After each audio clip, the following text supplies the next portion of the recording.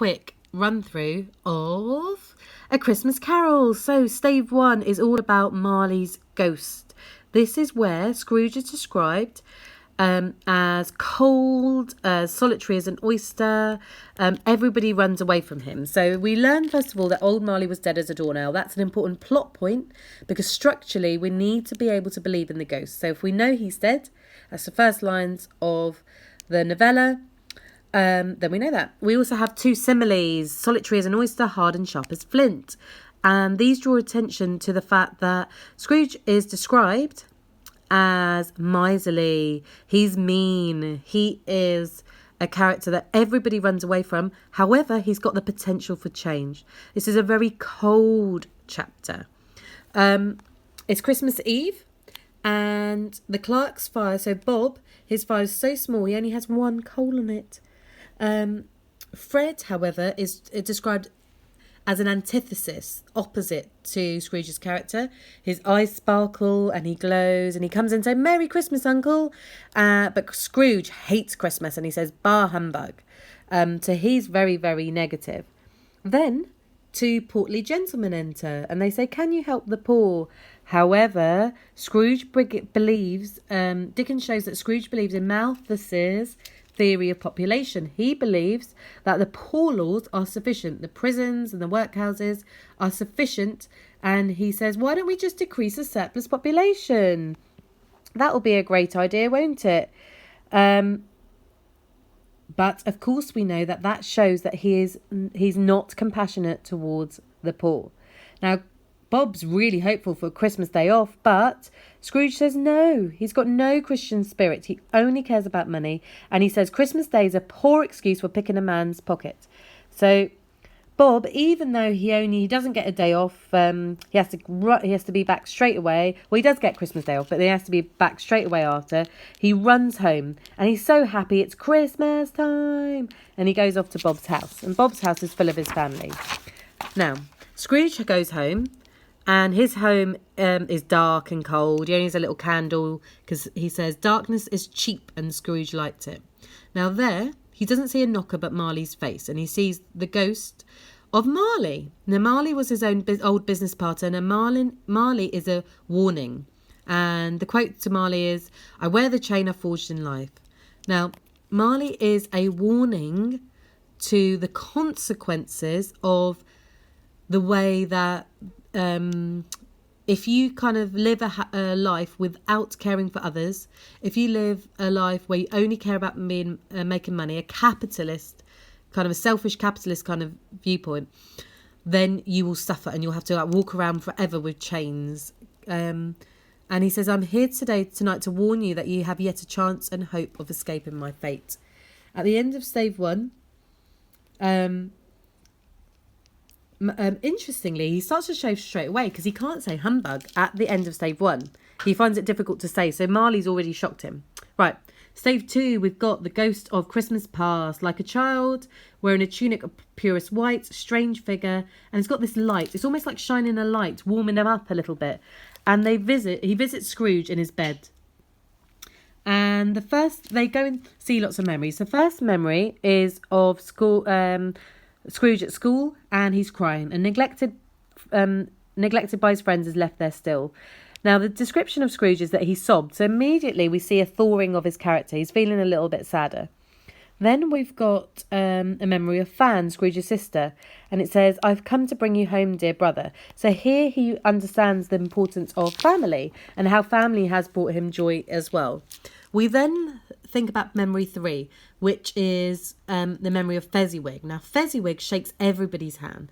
He is an example of a good capitalist. He's a positive... it says, "A positive light appeared to issue from Fezziwig's calves. He's a good boss. He's a role model." And it says, "The happiness he gives is great as if it cost a fortune." So Scrooge was an apprentice at Fezziwig's. And we see another moment of change because he says, "I should like to be able to say a word to my clerk." So he says he'd like to say a word to Bob Cratchit. So he's already thinking about his treatment and the way he's been as the boss there. Now Dickens then shows us the memory of Belle. Belle was engaged to Scrooge, and she says, "You are changed. Another idol has displaced me, a golden one." So Belle signifies kind of like Scrooge's ignorance of love, the fact that he's lost this. This is why he's become isolated. And this memory is painful because Scrooge says, "Why do you delight to torture me?" He shows him one more shadow. He shows him a horrible scene of a family, a happy family, of Belle with her daughter and her husband. And he kind of feels incredibly sad. We see regret, we feel empathy for him. Now, the reason why Dickens does this is because if we only saw him as a villain like we do in Stave 1, we would feel no empathy for him. We've got to feel empathy for him because the reader has got to feel like, just like Scrooge, anyone can change. It helps with Dickens's message. So he kind of says, another creature might have called him father. He wishes that he could have been a father to somebody. Right, Stave 3, the second of the three spirits. It's Christmas Day, and enter the ghost of Christmas Present. Now, he is larger than life, a jolly giant, cheery voice, sparkling eyes, glowing. And he says, "Come in and know me better." And he goes around, and everywhere he goes, lots of fun and jolly people. And he sprinkles Christmas spirit to a poor one most because it needs it the most. So he's kind of showing the importance of Christmas, but he's also showing that Christmas is everywhere. The Ghost of Christmas Present has sympathy with all poor men, and they travel to the Cratchits. Now, the Ghost of Christmas Present blessed this four-roomed house, and there's loads and loads of characters in the Cratchits house. They all live here. They all help to cook Christmas dinner, and the image of the Cratchits family is that one murmur of delight rose round the board, that they all love kind of Christmas dinner. It's a symbol of their unity, that they don't all love Christmas dinner, but they all love their family. They all care for each other. They're caring, and there's a tiny, tiny, tiny little pudding, but they don't care. They think it's amazing. And there's a fire, and that's important too, because fire symbolises kind of warmth, generosity, or Christmas spirit, or anything kind of good. And Tony Tim says, "God bless us, everyone." So the Cratchits are happy, grateful, and pleased with one another. They love one another. And Scrooge kind of looks at this, and he's kind of really taken aback, especially by Tiny Tim.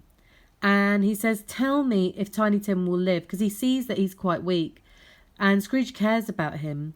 And the Ghost of Christmas, the Jolly Giant, the Ghost of Christmas Present, repeats the words, "If he like to die, he'd better do it and decrease the surplus population." And this makes Scrooge hang his head in shame.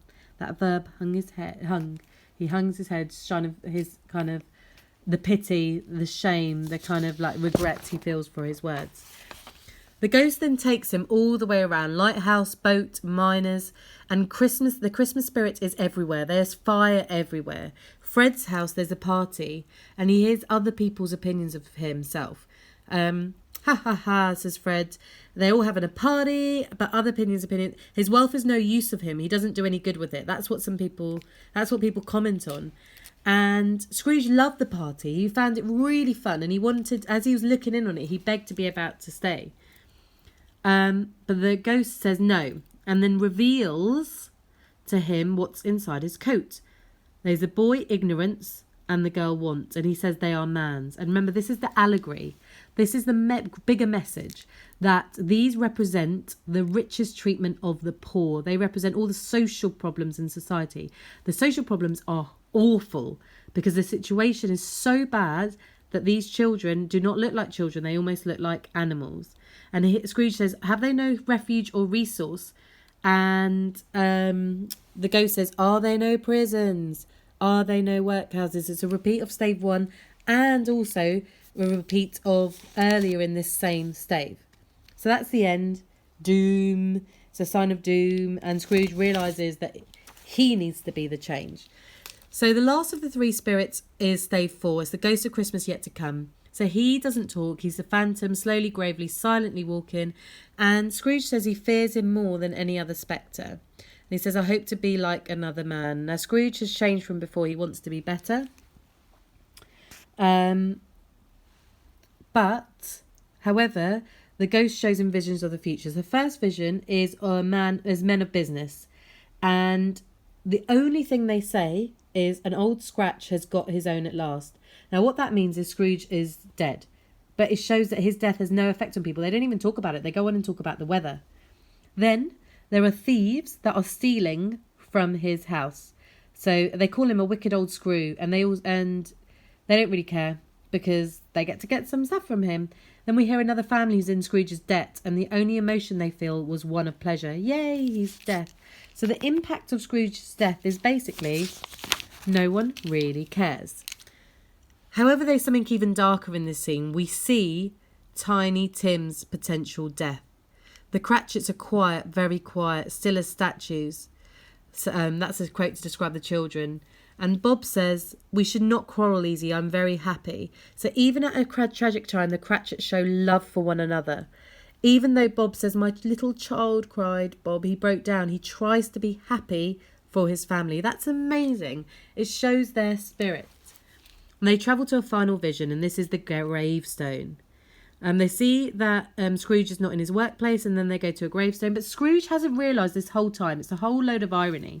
He doesn't realise until he sees his name on the gravestone that this is him. So he says, "Oh, no, I will honour Christmas in my heart. I will live in the past, present and the future." And he says, "Tell me I may sponge away the writing on the stone." And he prays for the ghost of Chris, and he prays for the kind of this to happen. The ghost disappears, and then he is happy. So the end of it, the ghost of Christmas. Oh, there's no ghost. The ghosts have all gone, and he jumps out of bed. He's happy as an angel, light as a feather, and he's in a splendid laugh.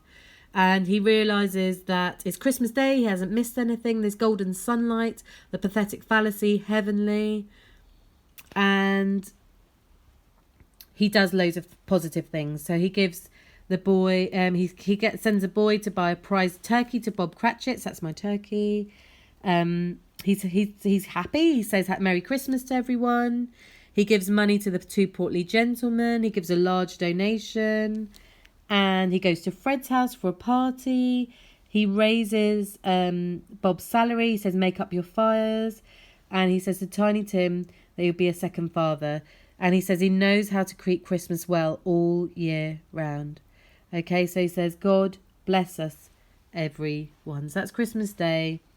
He says that he'll go round to Fred's. Yep, so he's just basically really, really merry. That's him right at the end. Happy. All done.